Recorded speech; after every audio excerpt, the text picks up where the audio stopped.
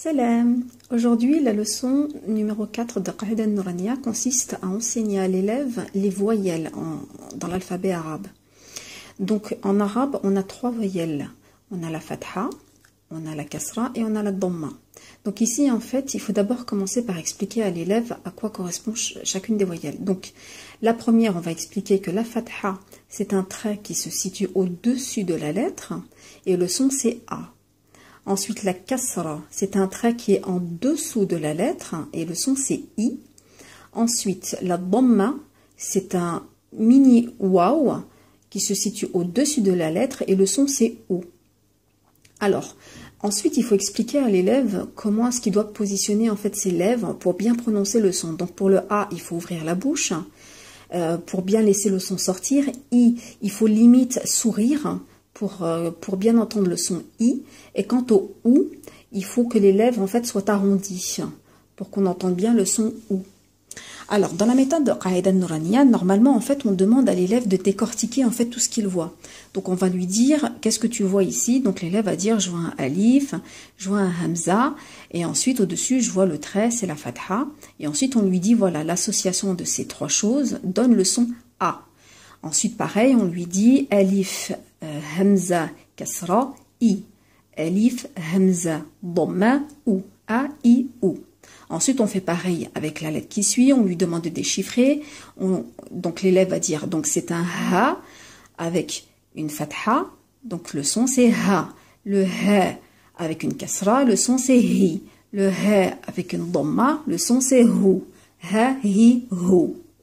Et on lui demande en fait de faire la même chose avec toutes les lettres. Alors, là c'est plutôt simple parce que le son, la lettre, ici le son de la lettre ha, c'est ps, voilà, le ha avec A, ça fait ha, ha avec I, ça fait hi. C'est plutôt facile à trouver.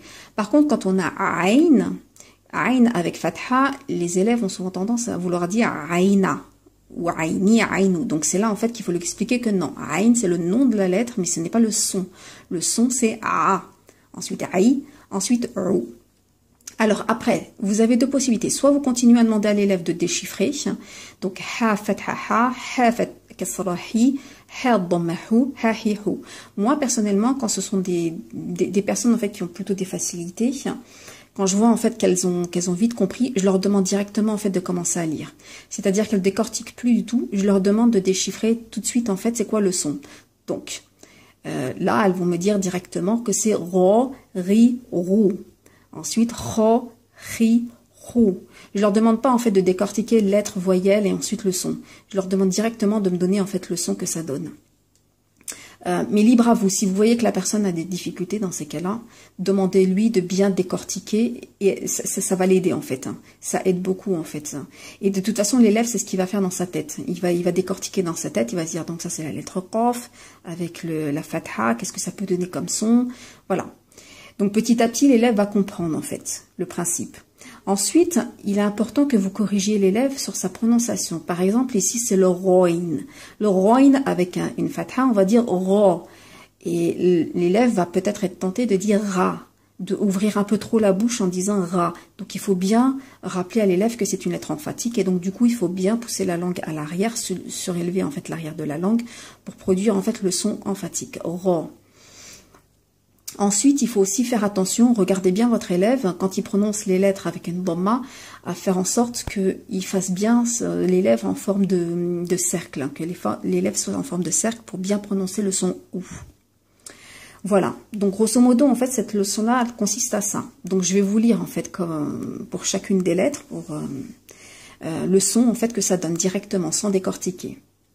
Donc, A, I, OU. H, hi, HU. A, aï, rou. Ha, hi, hu.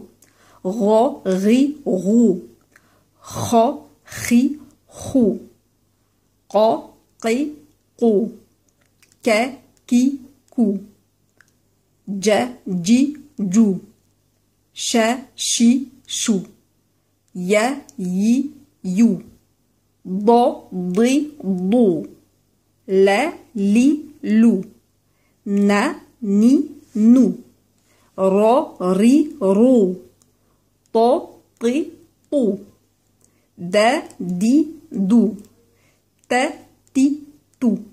So, si, so. Sa, si, sou. Za, zi, zou. Vo, zi, vo. Ve, zi, zou. Fa, si, sou. Fa, fi, fou. Wa, wi, wou. Ba, bi, bou. Ma, mi, mou.